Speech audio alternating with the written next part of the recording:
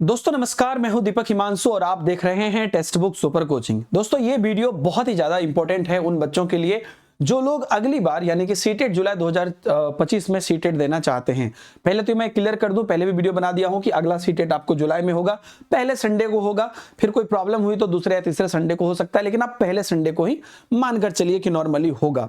अब यहां पर देखिए बात इंपॉर्टेंट बात यह है कि मल्टीपल डेज में, क्योंकि बच्चे बहुत ज्यादा हैं या यूं कहिए कि उनको सेंटर कम मिला होगा तो मल्टीपल शिफ्ट में लिया है, लेकिन नॉर्मलाइजेशन नॉर्मली नहीं होता है। मेन मुद्दा जो है इस वीडियो का उस पर मैं आता हूं कि सीडीपी में आप लोग को पढ़ाता हूं और आने वाले समय में आपको जो है प्रतिदिन दिन के 3 बजे इसी चैनल पर सीटेट टेक्स्ट बुक पर नेक्स्ट वीक से आपको सीटेट की क्लासेस देखने को भी मिलेगी पूरे जोर शोर से जुलाई 2025 के लिए।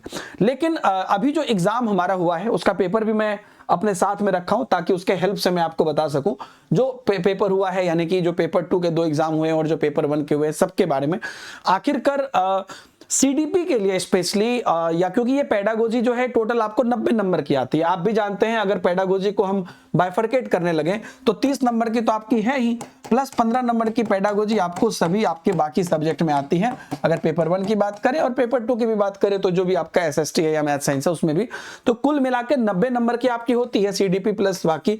तो आखिरकार इसमें ये समझने की जरूरत है प्रिपरेशन करने से पहले कि कहां जा रहा है सीटेट, क्या बदलाव होने वाला है, कहां कौन कौन से टॉपिक इंपॉर्टेंट है, मैं आपको लिख के दे दूंगा अभी, ताकि जब भी आप क्वेश्चन करें थ्योरी करें आप उसको ध्यान रखिएगा और किस तरीके से आगे चीजें चलेंगी एक एक चीज पर मैं आपको बात करूंगा। दोस्तों मैंने अभी के सीटेट जो अभी हुआ है, इससे पहले जो ऑफलाइन हुए हैं और उसके पहले जो ऑनलाइन हुआ है और उसके पहले जो 2019 तक होते थे, सब पर गंभीर विश्लेषण करने के बाद आपको यह बता रहा हूं। देखिए दोस्तों, अभी रिसेंटली पहली बात तो पेपर 1 और पेपर 2 में क्या डिफरेंस दिख रहा है।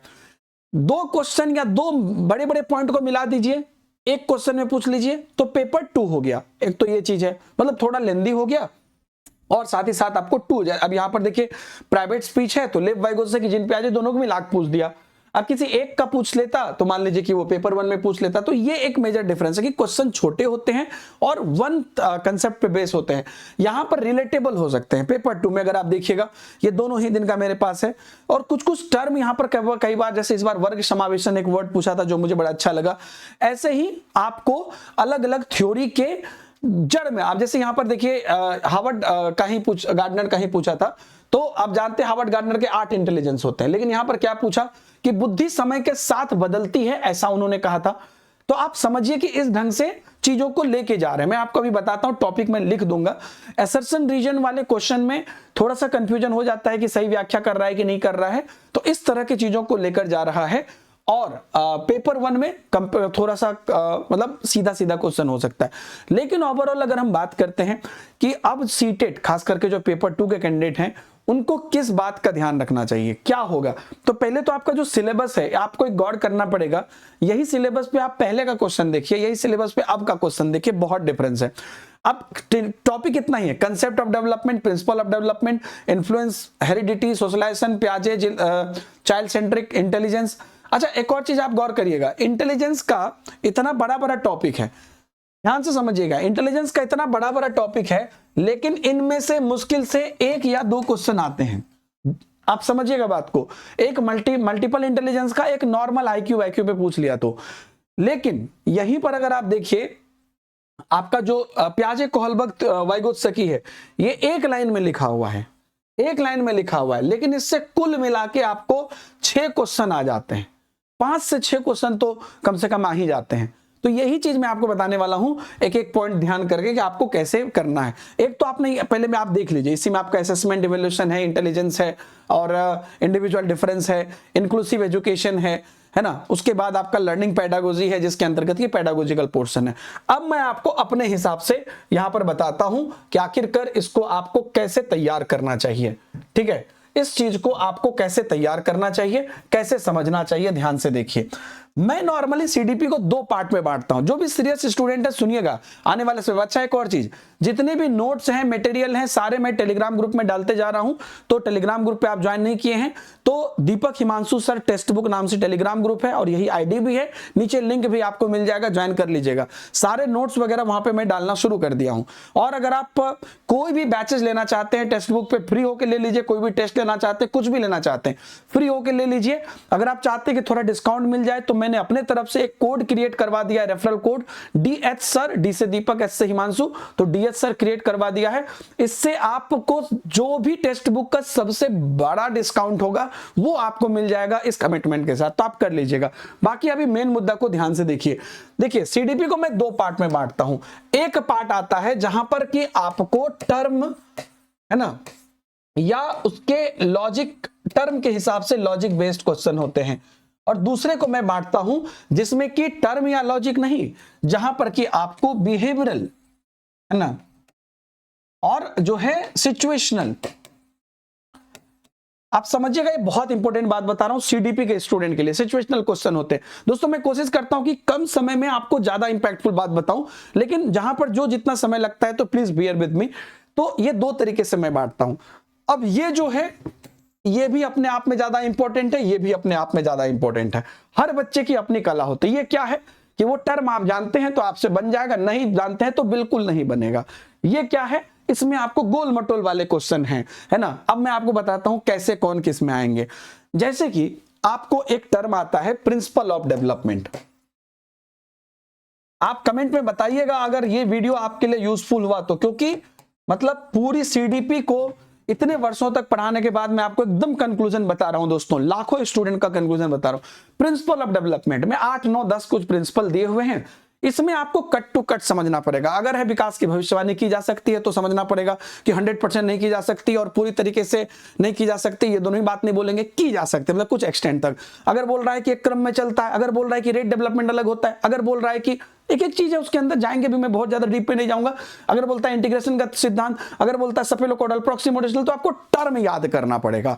तो यहां से क्वेश्चन, ये टॉपिक बहुत ज्यादा इंपॉर्टेंट है जो अभी यहां पर मैं लिख रहा हूं, ये टर्म बेस्ड क्वेश्चन है, तो इसको आपको पक्का देखना पड़ेगा अच्छे से। उसके बाद मैं आपको बताता हूं दूसरा जो टर्म बेस्ड आता है, उसमें मैं लिख देता हूं जिन प्याजे, है ना, उसके बाद कोहलबर्ग, उसके बाद वाइगोत्स्की। दोस्तों प्रिंसिपल ऑफ डेवलपमेंट से आपको डेवलपमेंट का मिला के 1 या 2 क्वेश्चन जरूर से जरूर आता है, और ये टर्म जानते हैं तो सीधे सीधे बन जाएगा। सफेलोकोडल सिर से पैर, प्रोक्सिमोडेशनल कैन से परिधि के क्रम में होता है कि निरंतर होता है, बन जाएगा। कभी कभी ट्विस्ट भी कर देता है, वो सब जब क्वेश्चन शुरू करेंगे तो हम बताएंगे आपको। जिन प्याजे बिल्कुल टर्म बेस्ड है। इसमें क्या क्या है, इनके 4 स्टेजेस हैं। ये चारों स्टेजेस को एकदम घोर के पी जाइए कि किस स्टेज में कौन सा गुण आता है। क्रमबद्धता, वर्गीकरण, क्या कहते हैं, वस्तु स्थायित्व, या क्या कहते हैं संरक्षण के गुण, जितनी भी चीजें हैं बच्चों में, जीववाद, एनिमिज्म, हर चीज, परिकल्पित, निगमनात्मक, 4 स्टेजेस और उसके गुण आपको 100% आपको पता होने चाहिए। इसके बाद आप देखिएगा इसके कुछ टर्म है प्याजे के, जैसे कि आत्मसातकरण, समायोजन, एसिमिलेशन, एकोमोडेशन, और आपका अनुकूलन, एडोप्टेशन, साथ ही साथ स्कीमा, स्कीम, ये सब टर्म, मतलब पक्का जो मैं बोल रहा हूं ये आपको पढ़ना ही पढ़ना है, क्योंकि ये टर्म बेस्ड है, इसमें गोल मटोल नहीं चलेगा। इसके बाद कोहलबर्ग के आपको 3 स्टेजेस, 3 लेवल और 6 स्टेजेस हैं, तो इसको आपको देखना पड़ेगा, मतलब बिल्कुल देखना पड़ेगा कि किस स्टेज में क्या आता है, कब बच्चा दंड से काम करता है, कब कानून व्यवस्था को फॉलो करता है, इत्यादि। वाइगोत्स्की में आपको टर्म देखना पड़ेगा, इसमें हालांकि लिमिटेड है, इन दोनों जैसा ये नहीं है, लेकिन फिर भी आपको समझना पड़ेगा। स्केपफोल्डिंग, जेडपीडी इत्यादि टर्म, तो ये सब टर्म बेस्ड हैं।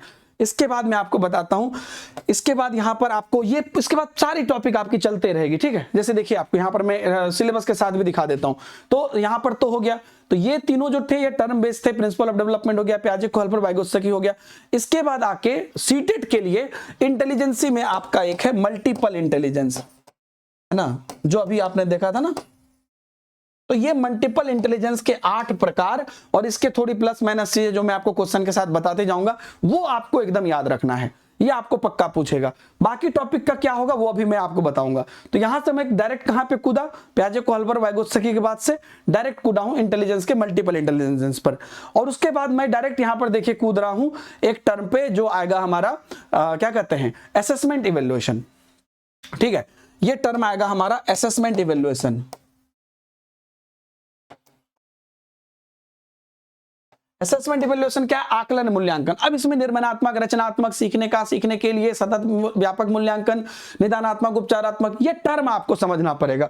तो ये जो मैं लिख रहा हूं इसका पूरा थ्योरी बेस्ड है और इस पर पक्का सब पे, इस पे जिन प्याजे पे 2 क्वेश्चन, कोहलबर्ग पे 2 क्वेश्चन, वाइगोत्स्की पे 2 क्वेश्चन, आप मान के चलिए। मल्टीपल इंटेलिजेंस पर 1 क्वेश्चन, नॉर्मल इंटेलिजेंस पर 1 क्वेश्चन, असेसमेंट इवैल्यूएशन पर 1 से 2 क्वेश्चन। इसके बाद अब मैं डायरेक्ट यहां पर चलूंगा।